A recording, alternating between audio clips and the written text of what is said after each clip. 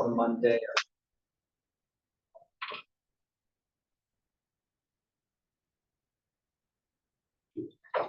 That again.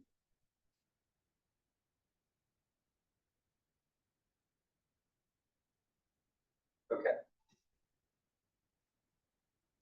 Well, again, we're learning about inventory this week. And since we almost finished the chapter, I'm just going to give you a high-level overview just to refresh your memory. We know that there is the periodic method and the perpetual method, right? And with the periodic method, you're waiting till the end of the period to figure out what was your cost of goods sold and what is the cost of your inventory. And with the perpetual method, you know that all the time, because that's what perpetual means. Every time you make a sale, you're keeping track of the cost of your inventory and how much inventory you have left. We did get into what happens if there's a mistake and you put the wrong amount of inventory. That messes up your assets in your balance sheet, and that messes up your cost of goods sold on your income statement. So you can then correct it. If you don't correct it, it does eventually correct itself, but it's better, of course, to get it corrected so your financial statements are accurate. And then we did get into the ratios, the inventory turnover ratio, and the number of days sales in inventory, right? So let's see what is important to point out here. This is the basic formula where your beginning inventory plus whatever you purchase gives you your total goods that are available for sale. If you subtract ending inventory, then you know your cost of goods sold. What if you take your goods available for sale and you subtract your cost of goods sold? What does that give you?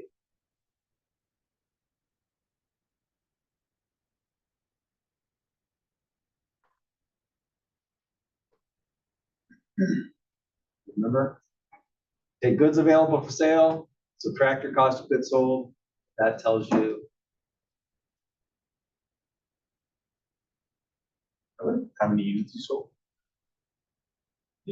ending inventory. Yes, thank you.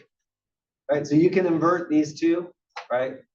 The formula works this way, but you can also take goods available for sale minus cost of goods sold to get ending inventory. And there are some exercises and problems where we have to do that. So that's, okay, these are the four methods. Specific identification. Not used that often because you have to then keep track of which lot of inventory you actually sold. This would be more common for companies that sell, expensive items and they don't sell a large quantity. So then it wouldn't be as hard to say, okay, that unit that we just sold actually came out of this lot.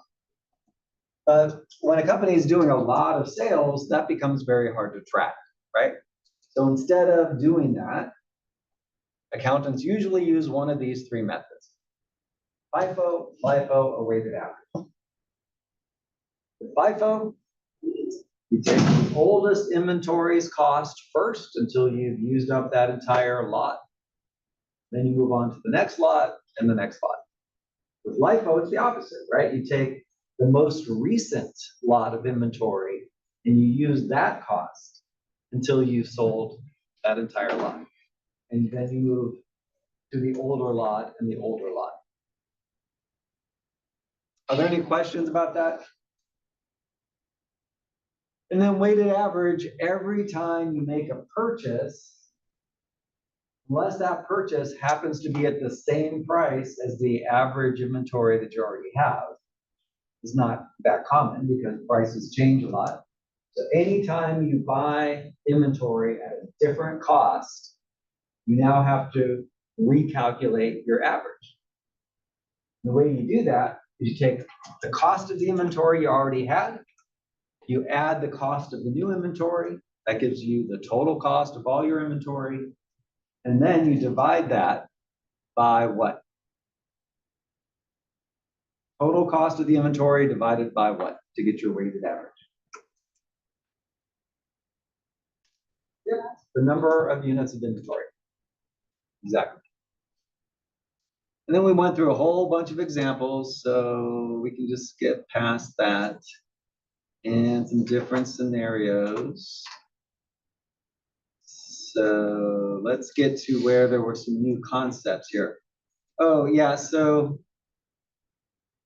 remember with the perpetual method, because you're doing it all the time, you have to continually be keeping track of each lot, right? And so we had to use a table like this. So we could say, okay, here's our beginning inventory. And then we made a sale. So this is how much we had left of our inventory. And then we made a purchase. So we copy down what we already had, but then we record the new lot separately, right? We don't add them together, we keep them as separate lots. So that we can keep track, because again, the costs are different, the number of units are different. So there's no point in adding that all together. And we use this same basic approach for the specific identification method, also for FIFO and LIFO. But you might remember weighted average was a bit different. When you get to the weighted average method, now you're no longer keeping track of separate lots. Every time you purchase new inventory, as I just mentioned a moment ago, you have to calculate a new average cost. But only when you make a purchase. So we see it starts off at one average cost. Here, a purchase is made, and now there's a new average cost, which is the total cost of the inventory divided by the total number of units to get the average. And it stays the same until there's a new purchase and you calculate a new average. Any questions so far?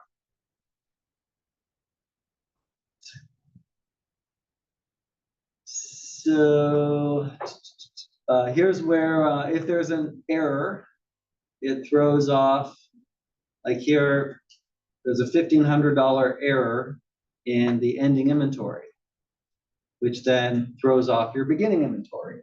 And it, as I mentioned earlier, throws off your assets, throws off your cost of goods sold. But it does eventually get straightened out. As this graphic shows here, that mistake made in year one carries through to year two, but after year two, now it's been corrected, because by then you would have counted up the inventory that you have, and now you have an accurate amount, right? So that ending inventory here that became a beginning inventory here is wrong, but once you get to the end of that year, you would have an accurate ending inventory. And the reason for that is that even if you use the perpetual method, companies are still going to double check and make sure that their inventory amount is accurate at least once a year. They usually will do a manual count unless they have some very sophisticated computerized system that can keep track of the inventory. But if they have that sophisticated system that's always keeping track of the inventory, I'm thinking about like an RFID system where it's using radio waves to tell exactly how much inventory exists. If you've got something that sophisticated, then it's never going to be wrong anyways, right? Because it's always updating. So most companies, since they don't have that kind of sophisticated system, they'll do a manual account at least once a year, where they go through and they actually count how much inventory they have and make sure the number's right. All right, and then we got to our ratios. Again, turnover ratio and number of days sales. So the turnover ratio, you take your cost of goods sold, divide by the average inventory. Who remembers, how do you calculate average inventory?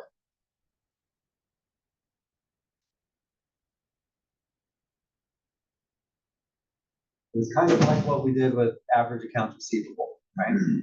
Is it beginning inventory plus ending inventory divided by 2? That's exactly right. Thank you, Julian. Beginning inventory plus ending inventory and divide by 2. Don't worry that that's not a very accurate method. That is the acceptable method through GAAP.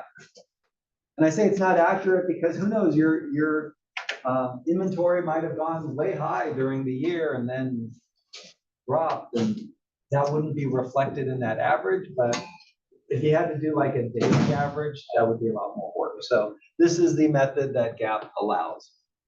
I guess it's close enough.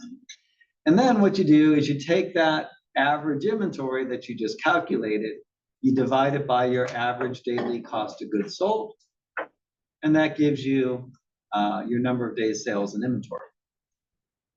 How much, like, it's exactly what it sounds like. So let's say, do you have enough inventory to cover 30 days of sales, to cover 60 days of sales? How many days of sales do you have available? Now, who remembers how we calculate average daily cost of goods sold?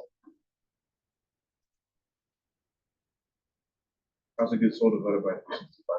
Okay, exactly. Thank you again, Julian. And it's right here too for your reference. Okay, so those are our ratios. Oh, yes. Inventory turnover ratio. Is a higher number better or is a lower number better?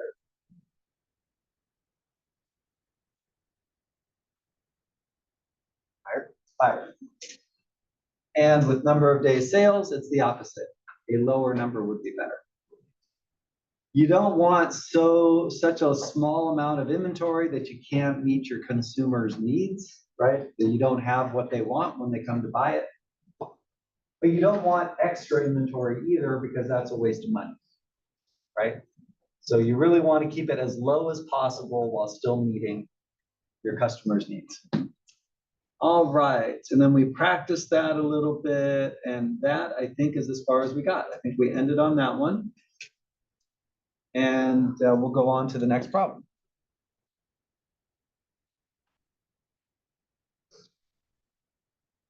All right, I'm going to summarize what we.